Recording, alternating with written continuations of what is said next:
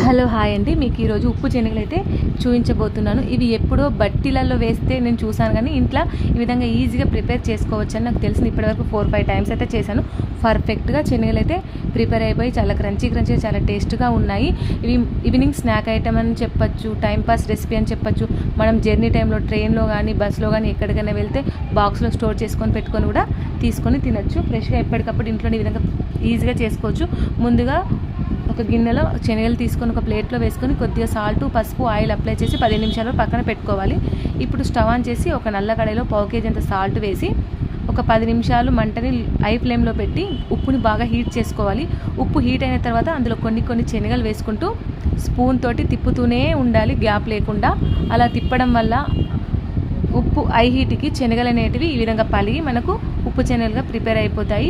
చాలా టేస్టీగా ఉన్నాయి. ఒకసారి మీరు కూడా తప్పక ట్రై చేయండి. ట్రై చేసి ఎలా వచ్చాయో కమెంట్